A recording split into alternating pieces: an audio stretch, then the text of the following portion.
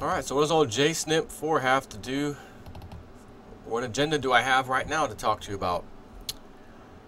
Reuters reported that the world's oldest shipping firm, Stephenson Clark Shipping Limited, has gone into liquidation, bankruptcy, after nearly 300 years of trading, becoming a casualty of the worsening global downturn.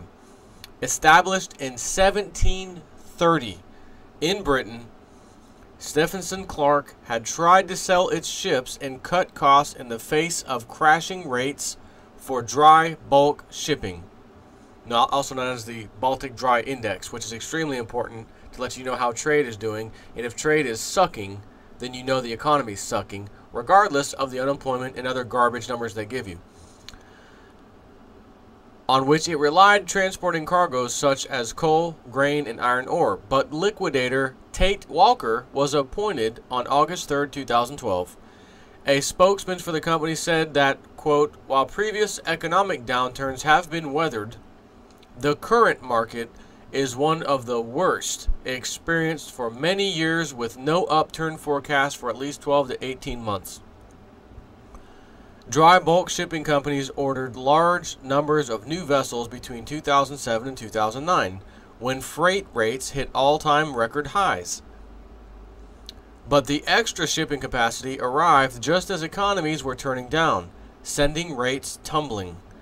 Known affectionately as Stevie Clark, the company sold the last of its 6 ships in July. Brothers Mr. Ralph and Robert Clark founded the firm during the reign of King George II, when they bought an interest in a sailing vessel. Stephenson Clark thrived during Britain's Industrial Revolution, shipping coal from its home in the northeastern city of Newcastle and later diversifying to ship other commodities including grain, fertilizers, and steel in northern Europe, the Mediterranean, and West Africa. Other dry bulk shippers are also struggling with the slump. In July 2012, lawyers for Dulumer Shipping, a major Italian dry freight shipping group, said they were seeking to wind up the company to preempt formal bankruptcy after prosecutors seized more than half of its fleet. If you have to wonder where the economy is going, where your lifestyle is going, I just read it to you. If shipping sucks, then the economies also suck. Because in a sucky economy, you don't have shipping. Oh, shipping rates are doing fantastic right now. Oh, man, we need to build more ships, bigger ships, all this trade back and forth. Trade, if the economy sucks, who's buying? Well, this is something Gerald Celente talked upon numerous times. And he also said, which has already come true, you can look at it right now, by the way, and that's this: all the garbage you don't need, flat screen TV, all this technology, all this crap that you don't really need, fire sale prices. Do you know how much you can buy like a 42, 40 inch, whatever, screen TV? Which I know they've got 60 and 70 inch, etc. But for God's, I'm still sitting on a 42 inch screen I've had for like at least 3 years now. 2009 sometime I think I bought it. It's fine. But do you know what I pay? And I got it on one of these special, man, it may even been one of those like day after Thanksgiving or something. It was like $700 and something 3 years ago. You know how much you can pick those suckers up now, even better than what I've got, even though it's, let's just say, another 42 inch? A few $100 less. That's right, I didn't say $100, I said a few $100 less then, and I'm talking right now. You don't have to wait for a special day or occasion, day after Thanksgiving or Black Friday or none of that garbage. Just go look online right now and you'll see some amazing prices. Tiger Direct, CompUSA, just search buy.com, wherever. You can search all over the place, Amazon, you name it, you'll see them. This is stuff we don't really need. That's the same stuff that gets shipped back and forth, back and forth. So consumers aren't spending enough, apparently. Companies aren't buying enough and selling enough, therefore shipping is sucking. So this fake bubble economy where unemployment's down, so it only crept up 0.1% from 8.2 to 8.3. That's not bad. And then you look at the people on food stamps, and it's around 48 or whatever, 50 million. Again, There's allegedly 150 million people in the workforce, so they say.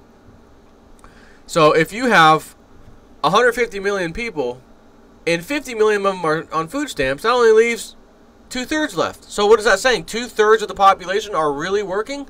And not of the population, 2/3 of the half of the population, because it's half of it's 150 million. That's the working force, allegedly. So, I mean, who knows the real numbers when you really have to look at all that data, but you know it's terrible. It's worse than terrible. So this just lets you know where the economy is heading. This is not something that can be fudged, fake numbers, fake unemployment, fake employment gain. None of that nonsense. You can't fake a bankruptcy. You can't fake something that's going out of business. Been in 300 years. 300 years it's been around. That means it survived all of the other depressions, including the Great Depression of 1929 and a few years after that. It weathered that no problem. There's been dips and bumps all over the place constantly. It weathered all that, no problem. It weathered the United States and in Britain having a war. 1776, we found our country. 1812, we go back to war for a little bit with Britain, etc. No problem over there. No recession over there at the old Stephenson Clark brothers. Shipping everything, no problem. But right now, when we're supposed to be in a slow yet modest recovery, as they say, nah, I don't think so.